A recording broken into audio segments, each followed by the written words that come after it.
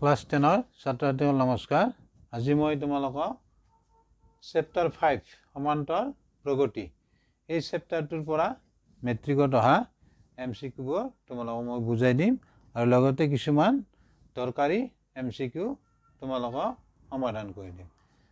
চোৱা, প্ৰথম কুৱেশ্যন আমাক কি দিয়া আছে 10,7,4 ... সমান্তৰ প্ৰগতিটোৰ 30তম পদটো হ'ল। চাৰিটা আমাৰ অপশ্যন দিয়া আছে আৰু এই কুৱেশ্যনটো আহিছে 2019ত। তোমালোকে জানাই সাধাৰণ পদটো কি। চাবা, এটা সমান্তৰ প্ৰগতিৰ প্ৰথম পদ A আৰু সাধাৰণ অন্তৰ D হ'লে nতম পদটো বা সাধাৰণ পদ বুলি কয়। nতম পদ নাইবা আমি সাধাৰণ পদটো বুলি ক'ম। আমি প্ৰকাশ কৰিম এনেকৈ an মানে nতম পদ। an equal a plus n-1 whole into d। Ditto হ'ল সাধাৰণ অন্তৰ, a হ'ব প্ৰথম পদ। এতিয়া আমাক দিয়া আছে সমান্তৰ প্ৰগতিটো অৰ্থাৎ AP বুলি কওঁ আমি। ইয়াত চাবা, এতিয়া প্ৰথম পদটো কি আছে? প্ৰথম পদ আছে আমাৰ a ইকুৱেল 10 আছে আৰু সাধাৰণ অন্তৰটো আমি কেনেকৈ পাম? সাধাৰণ অন্তৰ হ'ব ডিটো তুমি পাবা এনেকৈ। চাবা, দ্বিতীয় পদটোৰ পৰা প্ৰথম পদটো বিয়োগ। দ্বিতীয় পদ আছে আমাৰ 7, প্ৰথম পদ আছে 10, গতিকে এইটো কি থাকিব? -3। চোৱা, প্ৰথম পদ 10 a ইকুৱেল 10 আৰু সাধাৰণ অন্তৰ D। তুমি দ্বিতীয় পদটোৰ পৰা প্ৰথম পদটো বিয়োগ নাইবা তৃতীয় পদটোৰ পৰা দ্বিতীয় পদটো বিয়োগ পালা -3। এতিয়া আমাক নিৰ্ণয় কৰিবলৈ দিছে 30তম পদটো। চোৱা, 30তম পদটো কি হ'ব? এতিয়া আমি জানো এইটো nতম পদৰ সূত্ৰ an equal a plus n-1 whole into d। এতিয়া চাবা, nৰ ভেলুটো হ'ব 30 তে a 30, nৰ ভেলু 30তম পদ। তে তুমি প্ৰথম পদ কি আছে? 10, 30 30 -1। সাধাৰণ অন্তৰ কি আছে? -3। এইখিনি কৰা 10, এইটো মাইনাছ আছে। চোৱা, এইটো প্লাছ, এইটো মাইনাছ হ'ব।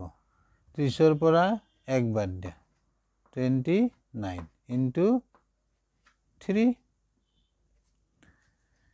এইখিনি কৰিবা। এইখিনি তুমি 10, এইটো হ'ব 27, 7 থাকিল 2, 3 2 6 2 8 পালা। এইখিনি কি থাকিব? মাইনাছ কৰিলে -77 থাকিব। এতিয়া চোৱা, অপশ্যন -77 হ'ব 30তম পদটো B। বুজি পালা নিশ্চয়?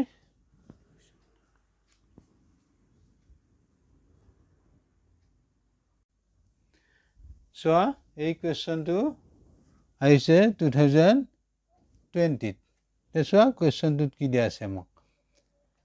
0, -4, -8, -12 ... সমান্তৰ প্ৰগতিটোৰ 26তম পদটো হ'ল। চাৰিটা আমাক অপশ্যন দিয়া আছে। তোমালোকে জানাই নিশ্চয় nতম পদটো বা সাধাৰণ পদটো। চোৱা, এটা সমান্তৰ প্ৰগতিৰ প্ৰথম পদ A আৰু সাধাৰণ অন্তৰ ডি হ'লে এনতম পদটো বা আমি সাধাৰণ পদ বুলি কওঁ, সাধাৰণ পদটো হ'ব এন মানে এনতম পদ ইকুৱেল এটো আমাৰ প্ৰথম পদ a plus n minus 1 whole into d. এইটো হ'ব এনতম পদৰ সূত্ৰ। তে চাবা প্ৰথম আমি ইয়াতে চোৱা সমান্তৰ প্ৰগতিটোৰ প্ৰথম পদ আমি এৰে বুজাওঁ এ ইকুৱেল হ'ব 0। তাৰপিছত সাধাৰণ অন্তৰটো পাবা তুমি এইটো প্ৰথম পদ, এইটো দ্বিতীয়, এইটো তৃতীয়, এইটো চতুৰ্থ পদ এনেকৈ তুমি পাবা। এতিয়া দ্বিতীয় পদটোৰ পৰা তুমি প্ৰথম পদটো বিয়োগ দিয়া। দ্বিতীয় পদটো আছে -4, প্ৰথম পদ আছে 0, গতিকে কি পাবা -4। আৰু আমাক নিৰ্ণয় কৰিব দিছে 26তম পদ, গতিকে এনৰ ভেলু আছে 26। এতিয়া চাবা, এতিয়া আমি এন আমি জানো এতেকে a plus n minus 1 whole into d. এতিয়া আমি এনৰ ভেলু 26, এ কিমান আছে 0 প্লাছ এনৰ ভেলু 26 মাইনাছ 1, ডিৰ ভেলু -4। এইখিনি কৰিবা, এইখিনি কৰিলে পাবা তুমি 0টোৱে প্লাছ কৰিলে তোমাৰ কি হ'ল এই নাম্বাৰটো হ'ব। এতিয়া এটি কিমান থাকিব 25, আৰু চোৱা এইটো মাইনাছ আছে এইটো প্লাছ, গতিকে minus into plus into minus হ'ব ইনটু 4। এইখিনি কৰিলে পাবা -100। পাই গ'লো আমাৰ এনচাৰ 26তম পদটো -100, অপশ্যন বি।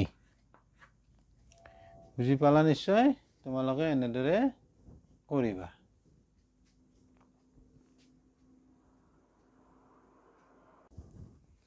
নেক্সট চোৱা কুৱেশ্যনটোত কি দিয়া আছে চাবা। এটা সমান্তৰ প্ৰগতিৰ প্ৰথম পদ 4 আৰু সাধাৰণ অন্তৰ -3 হ'লে পঞ্চম পদটো হ'ব। 4টা অপশ্যন আছে আৰু এই কুৱেশ্যনটো আহিছে 2022ত। তোমালোকে জানাই এনতম পদ বা সাধাৰণ পদটো এটা সমান্তৰ প্ৰগতিৰ প্ৰথম পদে আৰু সাধাৰণ অন্তৰ ডি হ'লে এনতম পদটো বা সাধাৰণ পদটো n equal a plus n minus 1 whole into d. এইটো হ'ব এনতম পদৰ সূত্ৰ। এতিয়া প্ৰশ্নটোত চোৱা আমাক কি দিয়া আছে। এটা সমান্তৰ প্ৰগতিৰ প্ৰথম পদ 4, প্ৰথম পদক আমি এৰে বুজাওঁ, গতিকে এ ইকুৱেল হ'ব 4। তাৰপিছত সাধাৰণ অন্তৰ আমি ডিৰে বুজাওঁ, ডি কিমান দিয়া আছে -3। সুধিছে আমাক পঞ্চম পদটো, পঞ্চম হ'লে n ইকুৱেল 5। এতেকে আমি জানো এনতম পদটো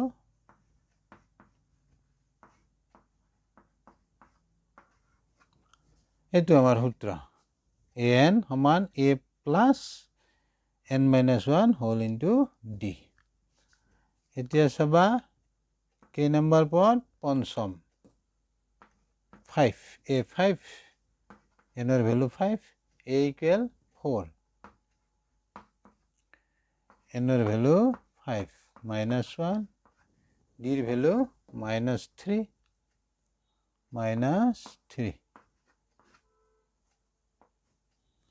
-3 এইখিনি কৰা 4 প্লাছ এইটো তোমাৰ থাকিব 4 ইনটু -3 এইখিনি কৰা এইটো থাকিব 4 এইটো চাবা এইটো মাইনাছ ইনটু এইটো প্লাছ তোমালোকে জানাই মাইনাছ ইনটু প্লাছ কি হ'ব মাইনাছ ইনটু মাইনাছ হ'ব 4 পূৰণ 3 12 এতিয়া চোৱা কি থাকিব ইয়াতে -8 থাকিব এতিয়া অপশ্যন চোৱা এতিয়া -8 অপশ্যন এ অপশ্যন এ হ'ব আমাৰ উত্তৰ পালা বুজি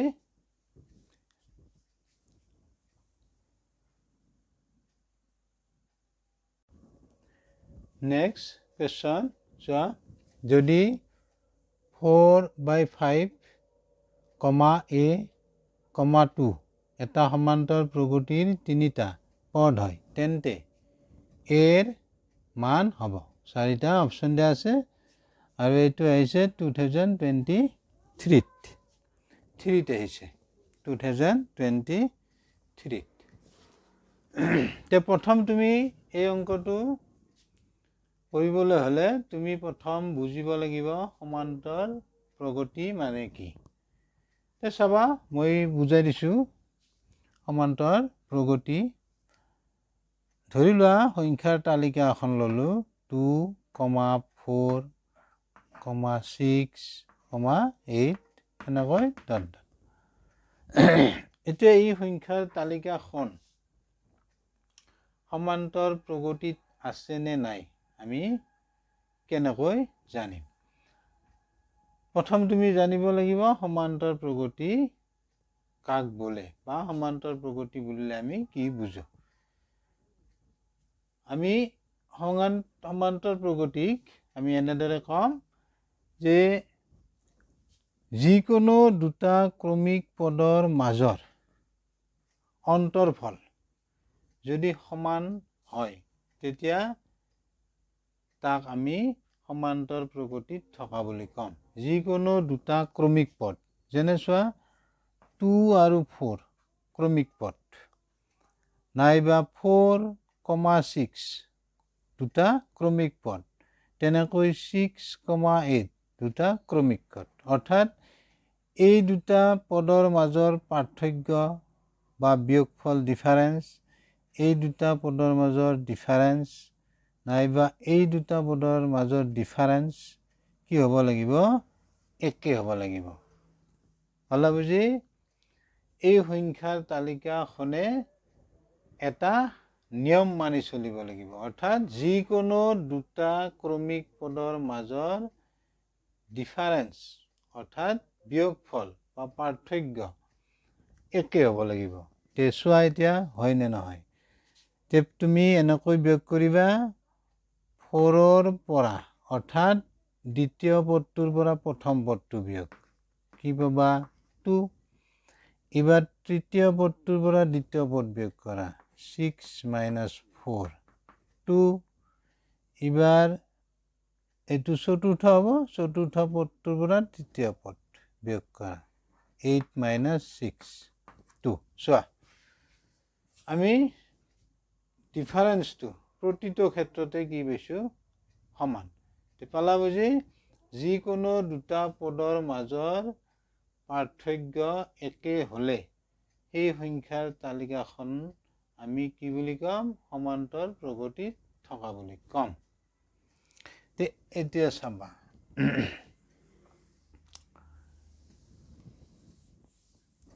আমি কি বুজি পালো তালিকাখনৰ পৰা 2, 4, 6, 8 ... কি বুজি পালো এতিয়া 4 - 2 সমান 6 - 4 যদি আমি এই তিনিটা পদৰ কথা ভাবো এনেকৈ বুজিম 4 - 2 অৰ্থাৎ দ্বিতীয় পদৰ পৰা প্ৰথম পদ বিয়োগ সমান তৃতীয় পদটোৰ পৰা দ্বিতীয় পদটো বিয়োগ সমান এতিয়া চোৱা তুমি ধৰি লোৱা এই তিনিটা এটা সমান্তৰ প্ৰকৃতিৰ তিনিটা পদ। তেতিয়া এই ফৰ্মুলাটো মতে চোৱা, এতিয়া এই সূত্ৰটো মতে আমি চাম, এইটোত কি চাম, এইটো দ্বিতীয় পদ, এইটো প্ৰথম পদ, অৰ্থাৎ বি মাইনাছ এ সমান তৃতীয় পদটোৰ পৰা দ্বিতীয় পদ বিয়োগ চি মাইনাছ বি। চোৱা এইটো মতে দ্বিতীয় পদটোৰ পৰা প্ৰথম পদ বিয়োগ হয়, এইটো চোৱা দ্বিতীয় পদটোৰ পৰা প্ৰথম পদ বিয়োগ, তেনেকৈ বা চোৱা তৃতীয় পদটোৰ পৰা দ্বিতীয় পদ বিয়োগ, সেইটো ইয়াতে চোৱা চিৰ পৰা বি বিয়োগ, অৰ্থাৎ তৃতীয় পদটোৰ পৰা দ্বিতীয় পদ বিয়োগ। পালা বুজি? ঠিক আছে, এইখিনি মই মুছি দিলোঁ। এতিয়া এইখিনি চোৱা, ইফালে এইটো বি, এইটো চোৱা বি মাইনাছ আছে, ইফালে আহিলে প্লাছ, এইটো আমাৰ চি প্লাছ, এইটো মাইনাছ ইফালে গ'লে প্লাছ, এইটো হ'ব তোমাৰ টুৱাইচ বি, চি প্লাছ এ, ইফালে চোৱা বি ইকুৱেল চি প্লাছ এ বাই 2, এইটো আমাৰ সূত্ৰ, এইটো আমি সূত্ৰ আকাৰে ৰাখিলোঁ। তেতিয়া এই ফৰ্মুলাটো তুমি ইয়াতে প্ৰয়োগ কৰিব পাৰিবা, অৰ্থাৎ চোৱা এইটো মিডিল অৰ্থাৎ মধ্যপদ বিটো, তে মধ্যপদ বুলি ভাবি লৈছোঁ, এটো প্ৰথম পদ, চিটো তৃতীয় পদ, বিটো মাজত আছে, তে বি ইকুৱেল আমি কি লিখিব পাৰোঁ, এই তৃতীয় পদটো যোগ প্ৰথম পদটো হৰণ 2, ইয়াতে চোৱা এই সমান কি লিখিব পাৰিম, 2 প্লাছ 4/5, হল বুজি? এইখিনি মই মুছি দিলোঁ। এতিয়া এই সূত্ৰটো মতে আমি প্ৰশ্নত দিয়া অংকটো কৰোঁ, ডাইৰেক্ট আমি কৰিব পাৰিম, পদকেইটা দিয়া আছে মই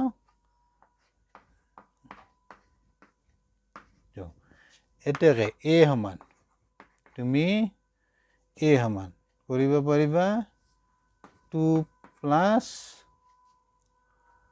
এ সমান 2 প্লাছ 4/5 হৰণ 2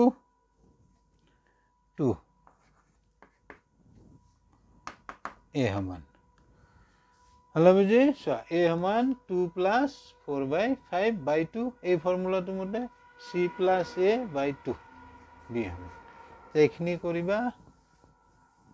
চোৱা আমি পালোঁ এ ইকুৱেল, এইখিনি তুমি এনেকৈ কৰিবা, এইটো 5 আছে, চোৱা 5 তলত 5 × 2 প্লাছ আছে ওপৰত লিখিবা, এইখিনি হ'ব চোৱা তলত 5 অলপ তলত কৰিছোঁ, ইকুৱেল এটি হ'ব 5, এটি হ'ব 10 প্লাছ 4 তলত 2, এইখিনি হ'ল, এইখিনি মই মুছি দিলোঁ। এ ইকুৱেল এইখিনি হ'ব 14/5, এইটো 2, এতিয়া আহিব 14 আৰু এই 5টো তলত আহিব, 5 × 2, এই 2ৰে কাটা 7, এৰ ভেলু হ'ব